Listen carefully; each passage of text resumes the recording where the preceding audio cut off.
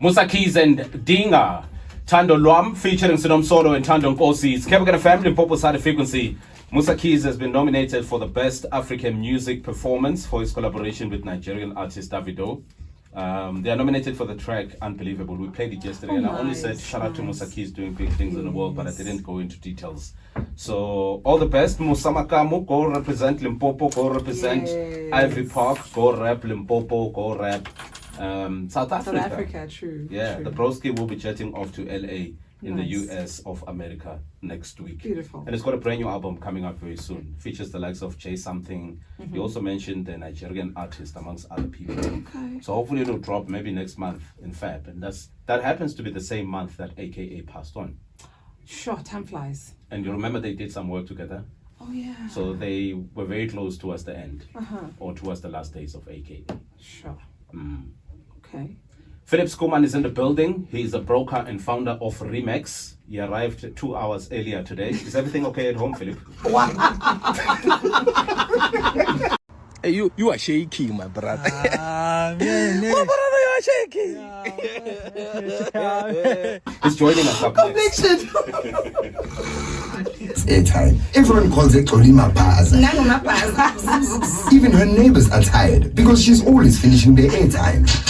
Mikey, can I make a quick call? 2 minutes tops, please. I call you, man. Try MTN extra time, man. Who has stress, Sikoli? With MTN Extra Time, you can stay connected now and pay later. Get airtime, data, or voice bundles today. Simply dial *136*2# to get extra time, or download the MTN app. T's and C's apply. What are we doing today?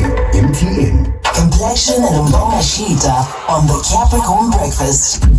And today we're looking at the do's and don'ts of property title transfers. Philip Skuman is joining us in studio. He's the broker and owner of REMAX. Morning, Philip. How are you doing? Morning, guys. Thanks for having me as always. Thank you for joining us. So Everything is fine. Right.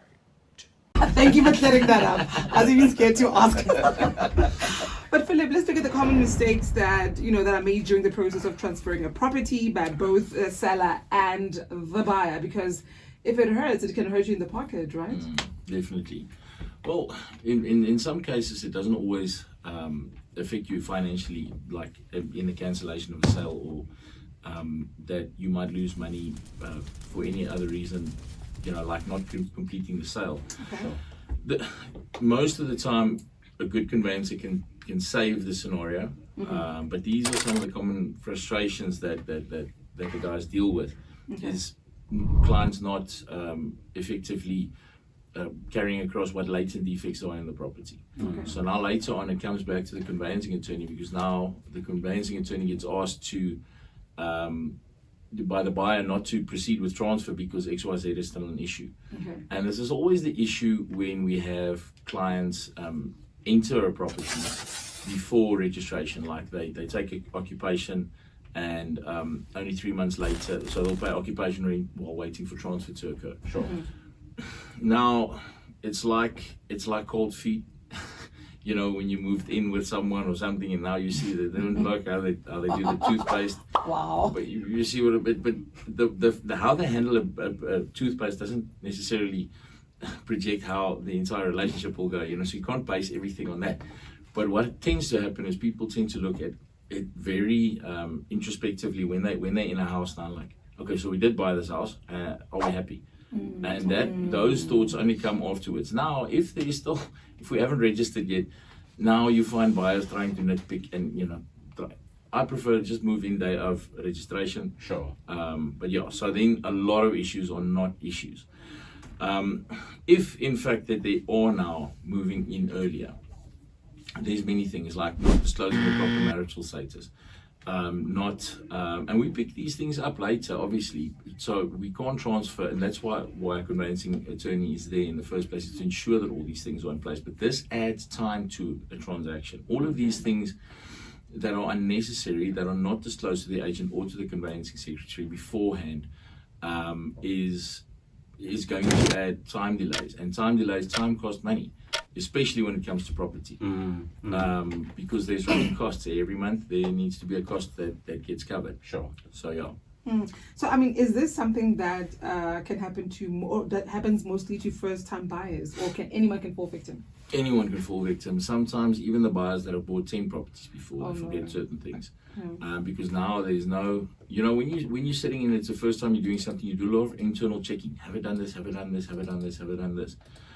When it's the 10th property you buy or sell, you don't even think about it anymore. It just happens. And then because of neglect, you might find you made some errors.